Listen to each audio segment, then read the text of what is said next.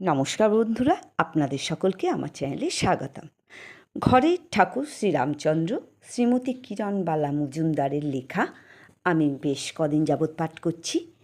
তো আমার পিতা মাতাকে প্রণাম জানিয়ে ও গুরুদেবের চরণে সশস্ত্র প্রণাম জানিয়ে আজকের পাঠ শুরু করছি।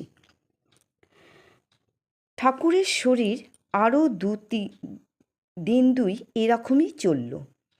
ডাব আর বার্লি পথ্য দুঃসহ কষ্ট ভোগ করছেন। ডাক্তারবাবুকে ঠাকুর এবার বললেন মাকে নিয়ে আসবেন।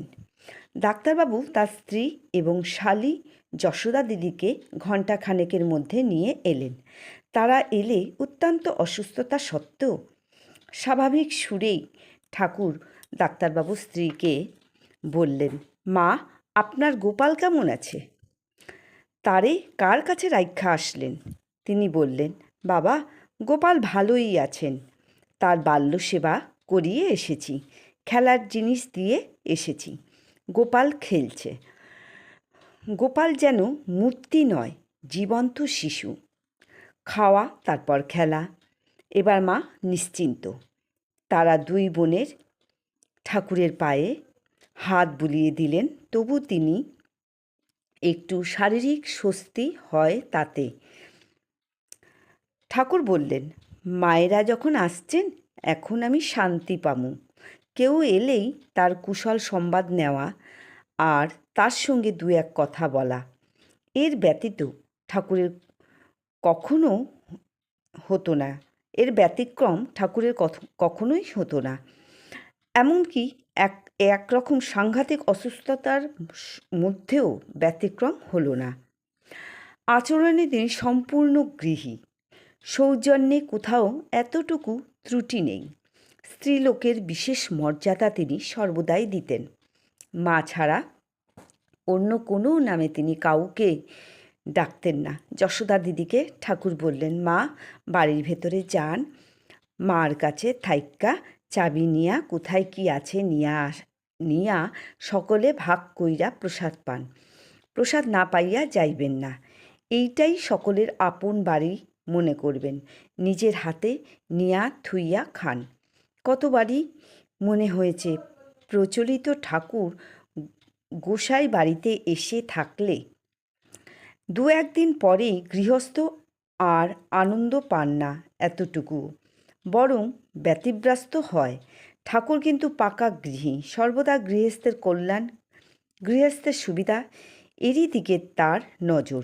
যে কেউ বাড়িতে এলেই যে ঠাকুর তাকে খেয়ে যেতে বলতেন তা নয়।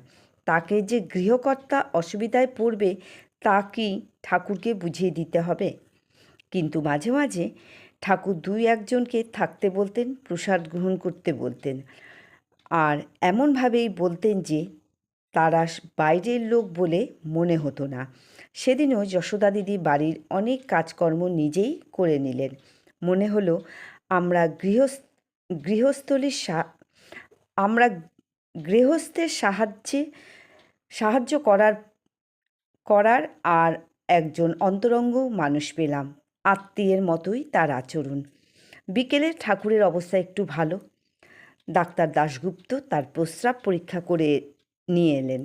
এসেই বললেন, আমাদের ডাক্তারি মতে প্রস্রাবে যা দোষ দেখেছি তাতে ৩-৪ ঘন্টার বেশি রোগীর বাঁচতে পারে না। এই খবরের পর সকলেই বিষণ্ণ হয়ে গেল। অত্যন্ত বিমর্ষতার সঙ্গে রাত্রি কাটল। সকালে দেখা গেল ঠাকুর চৌকিতে বসে আছেন। আজ আরও একটু ভালো। কৈলাসবাবু এলেন। ঠাকুর তাকে বললেন, কৈলাসবাবু, আপনি একটা ঘোড়ার গাড়ি নিয়ে আসেন, আপনার বাসায় যামু। কৈলাসবাবু বললেন, বাবা, আপনার যেমন শরীর, আপনি কি করে যেতে পারবেন? ঠাকুর বেশ সুস্থ লোকের মতো বললেন, এখন আমি বেশ ভালো আছি। একটু বেড়াইয়া না আসলে শরীরের দুর্বলতা যাইব না। কর্তা তখন বাজারে গিয়েছেন। কৈলাসবাবু ইতস্তত করছেন। ঠাকুর ততক্ষণে চশমা কাগজপত্র গুছিয়ে ফেলেছেন।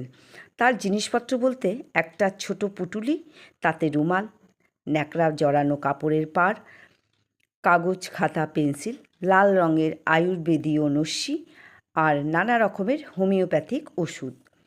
শরবিন্দু তেল, আরও 2-1টা টুকিটাকি।